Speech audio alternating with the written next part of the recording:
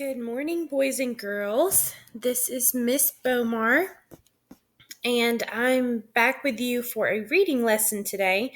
I hope you enjoyed Miss Smith's reading lesson yesterday. That was a really cool lesson, and I loved that book that she read, The Diary of a Worm. And I loved reading your own diary entries and your awesome poems that you finished, the stanzas that you wrote for the end of that poem that she showed you. So yesterday, you guys did an awesome job on that. So today, what I wanted to show you is a book on reading A to Z called Seeds and Sunflowers. So we are going to be reading this book together for the next few days and doing some work to go along with it. So the first thing that I want you to do is I just want you to pay attention to the cover of this book. I just want you to look at the cover. Look at the picture of the book on the front cover of the book. Let's pay attention to that title of the book. So I just want you to examine the cover of the book for a second.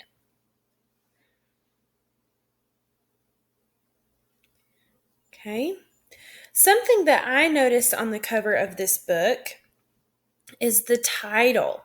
And the thing that I notice about the title when I read it is the title is Seeds and Sunflowers. But something that I notice about the title is that all of the S's in the title looks like dollar signs. Okay, they all look like dollar signs. So if I think about that while I'm reading the title, Seeds and Sunflowers, that tells me that maybe something in this story is going to have to do with money or earning money, or maybe he and somehow sells his seeds and sunflowers. Okay, that kind of gives me an idea that somehow in this story that money might be involved. So they've given us a little context clue right there of what this story might involve. Okay, so that brings me to an important word that I want to talk to you about. And that word is, if I can get my little thing to work.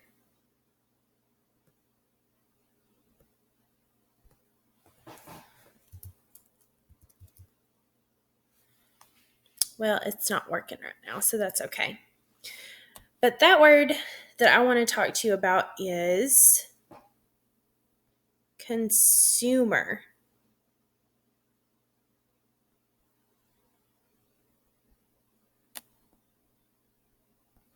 Okay? So that is a word that we're going to talk about before we start reading our story, because we talked about how already in our story, all of the S's in our title look like a dollar sign. And so I want to talk about this vocabulary word, consumer, to you. So a consumer is a person who buys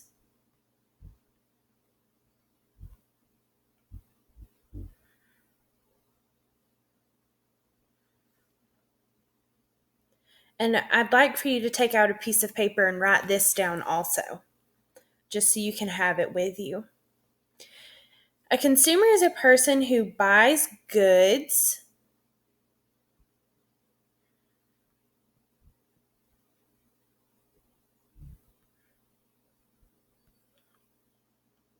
or services and uses them.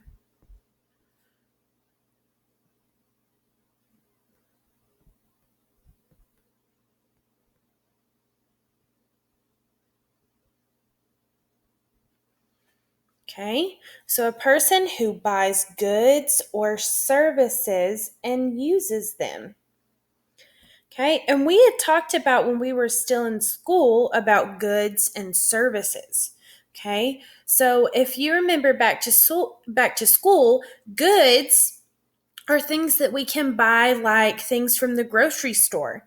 So we can buy bread and milk and chips, and we can buy other things like that. Something that you can actually hold and buy and use for yourself.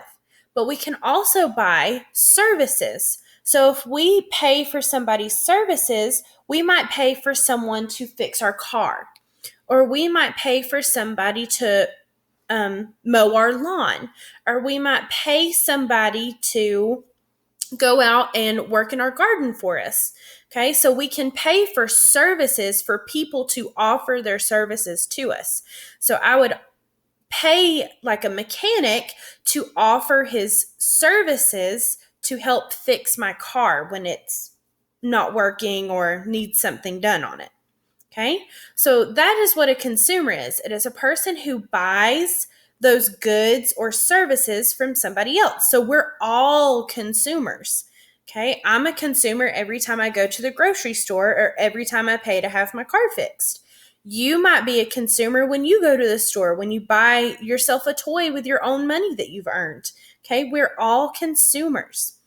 So let's keep that word in mind when we're reading our story, Seeds and Sunflowers, because it's got a dollar sign like we talked about in that title. So that kind of makes me think that that word consumer is going to be an important word that we're going to need to remember through the rest of the story. Okay? So I hope you got that written down.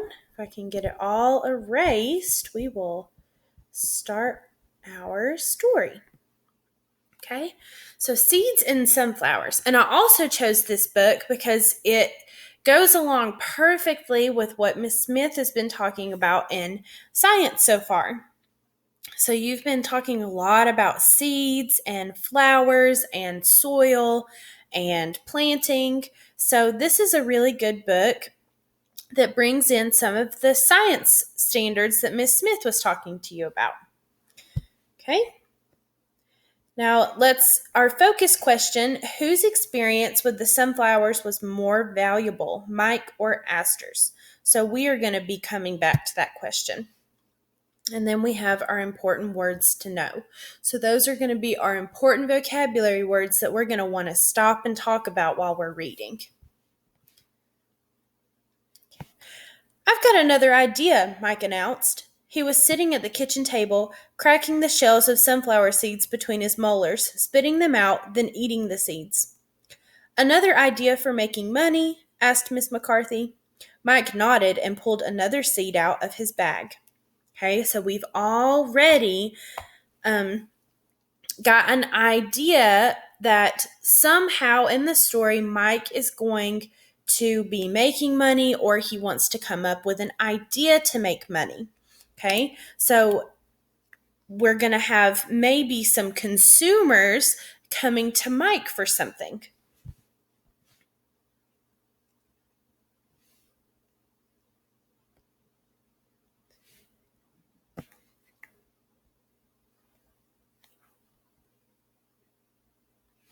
Since the end of second grade, Mike had been trying to pull together sufficient funds to buy a super spy kit.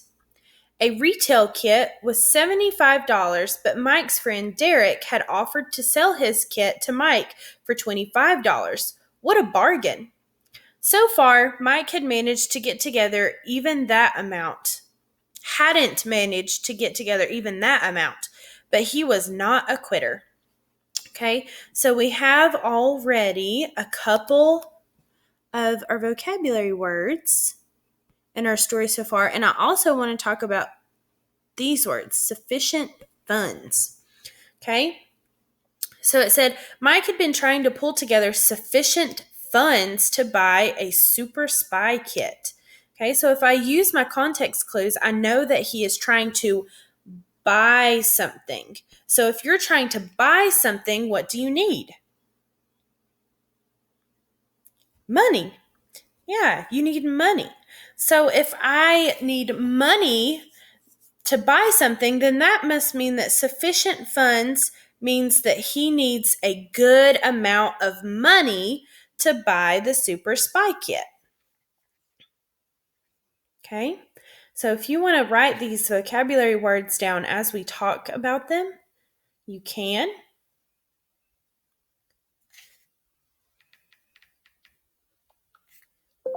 Okay, and our next vocabulary word that we see in our story is retail.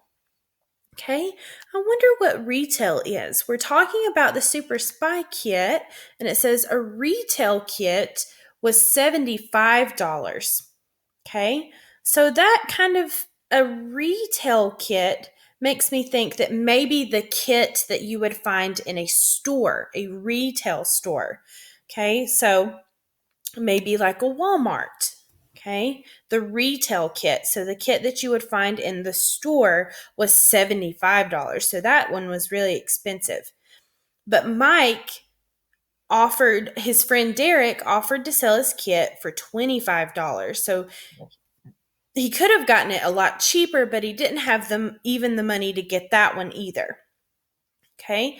He held up his favorite snack and narrowed his eyes speculatively. Speculatively. It's a hard word for me to say. Okay. Now, pay attention to that picture. What are his eyes doing in that picture?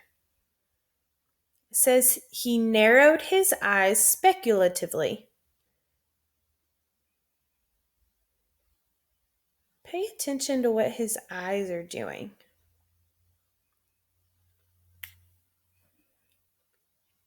Okay, it looks to me like he's really focusing on the seed and really looking at it, like examining it, paying close attention to what it looks like. So that word, looking at it speculatively, could mean that he is really focused on it and he is really looking closely at that seed and what it looks like. What if he grew his own giant sunflowers and harvested the seeds? He could save his allowance dollars and sell the extra seeds at the farmer's market. Then he might accrue enough to buy a super spy kit. Okay, we have another vocabulary word on this page. Accrue. Okay, I want to reread that sentence again and see if I can use my context clues to help me understand what that word accrue might mean. Then he might accrue enough to buy a super spy kit. Okay, so I know he wants to sell his seeds to the farmer's market, and then he might accrue enough to buy the super spy kit. So that tells me that that word accrue means that he's going to make enough money or save enough money or keep enough money in order to buy the super spy kit. I'll cut out the middleman, he explained to his family, because I'll be the farmer and the salesman. You'd have to sell an awful lot of seeds to clear $25, Miss McCarthy said. Okay, so his plan so far to buy this super spy kit is to become a farmer and a salesman. So he is going to grow his own sunflowers and sell his own sunflowers. And he's going to try to do that to acquire enough money, accrue enough money to buy the super spy kit. Not if I go organic, Mike said. There's another vocabulary word. Let's keep reading and see if we can figure out what that word might mean. Organic crops didn't come cheap. Mike had learned that the hard way with his lemonade stand. If he grew organic seeds, he could charge an arm and a leg for them. Organic farmers had stuck it to him with their pricey organic sugar and lemons. Now it was his turn to stick it to the consumer. Okay, so that is that word we talked about. And a consumer, like we talked about, is a person who buys goods or services. Okay, so now let's talk about that word organic. When I hear that word organic, it makes me think of something natural. Okay, so something natural that doesn't have chemicals on it or anything like that. So just something natural that we get that we can eat or use. Okay, so they have a lot of organic foods in stores and they have a lot of like organic cleaning supplies. Okay, so organic is just a kind of a word that we use for something natural, something that doesn't have any chemicals involved in making it, or like when people grow food, sometimes they spray um, this chemical on the plants to keep bugs off them, to keep bugs from eating them. So it's called a pesticide. So sometimes we get those chemicals on our food sometimes. And so when we have all organic food, we don't have any of those chemicals on our food. Okay? So he knows that if you grow things organically, that it takes a little more money. It's a little bit more expensive. So he said, if I grow my sunflowers organically, if I don't put any chemicals on them or any pesticides on them, then I can charge a lot more and I can stick it to the consumer. So he's saying I can charge the consumer, which is a person who buys goods or services. So the people that are going to buy his sunflowers, he's going to charge them more money for his sunflower seeds because he plans to grow them organically. You probably need a license to sell at the farmer's market, Miss McCarthy said. Okay, a license. So you know what a driver's license is. Okay, it's something that gives you permission to drive. So sometimes you need a license to do other things. So, like you need a fishing license to fish or a hunting license to go out and hunt. So his mom's worried that he might need a license to have permission to sell at the farmer's market. I'll look into it, Mike said. He was not the kind of guy to be intimidated by a little legal mumbo jumbo. Gardening takes patience, said his little sister Aster. I can be patient, Mike said. After lunch, Mike carried his bag of sunflower seeds out to the backyard under the blazing summer sun. Mike could feel himself baking like a potato. He gravitated toward a shady spot of dirt in one corner of the yard, sat down in it, and started digging. Okay, so he's got his plan. We know what he's going to do, and he's starting to dig and get his plan rolling. Soon, Aster popped her head out of her bedroom window. You don't want to plant there, she called. Why not? Shouted Mike. Too shady, she called. It's too sunny in the sun, Mike shouted. Aster smiled. There's sunflowers, Mike, she said. Her head disappeared back inside. Mike sighed and relocated his garden. Okay, so his sister's kind of trying to help him out with his plan and his planting and his gardening. After a week of watering, Mike scratched his head. Do you think I should have moved the shells first? I should have removed the shells first? He asked his mom. I don't think so, Miss McCarthy said. Just out of curiosity, where did you get your seeds? You got them from me, Mike said, at the grocery store. You got them for me, Mike said, at the grocery store. Miss McCarthy's eyes widened. I bought them for you? When did I buy you seeds? A couple weeks ago, he said. Wait, she said. Was this a packet of gardening seeds or a bag of snacks? Mike shrugged. Both, he said. Mike, she said, your snacks are roasted and salted. Is that what you planted? Right, Mike said.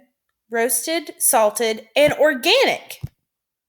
Okay, so if his seeds have already been roasted and salted, I don't really think he's going to be able to grow sunflower seeds out of those. I don't know that you can use regular sunflower seeds just from the store. I think you have to buy an actual packet of seeds. So I think that's what Mike's mom has realized. Yes, his mom said, but not alive. Seeds are alive? Mike asked. Gardening seeds are alive, she said. The seeds you eat aren't. What are you saying? Demanded Mike. My snacks are dead? In a manner of speaking, said Miss McCarthy. Mike groaned. Okay, we are going to stop here for today, and we are going to read some more tomorrow. Okay, so what I want to talk about real quick is what kind of story so far do you think this is? Okay, what kind of story do you think this is? Okay, in the comments under this video, I want you to tell me what kind of story this is. What genre of story is this? Is it a fiction, nonfiction? Okay, tell me what kind of story this is. And what we are going to talk about while we are reading this story and after we read this story is summarizing. Okay, so I want you to start thinking about how you would summarize this story. So let's remember that when you summarize, it helps you understand the story. It helps you understand what you have read so far. Okay? And a summary often answers the questions who, what, when, where, and why. So when you write a story, you kind of answer all of those questions without telling the entire story over again. So when you write a summary, you should include the who, what, when, where, and why. Okay? But your summary should not be you just rewriting the entire story over again. Okay? So, what I would like for you to do is just on what we have read so far, I want you to write a small summary. So, I want you to write about 2 sentences. Okay? Just 2 sentences about what we have read so far because we've only read a couple pages. Okay. And I just want you to keep that summary. And then as we continue to read, you can add to it. So if you want to add a picture to Google Classroom of the beginning of your summary, you can. Okay. So add the beginning sentence, 1 or 2 sentences of your summary. And then we're going to keep adding to that summary as we read the story. And then we will completely rewrite a new summary at the end of our story. Okay, so remember, in the comments, I want you to tell me what kind of story this is, what is the genre of this book, and I want you to add, you can do it in the comments, or you can do it, take a picture of it. I want you to show me the beginning of your summary. Okay, and we will be back tomorrow to finish reading this story and to do some more work with it and some more activities with it. All right, I will see you tomorrow.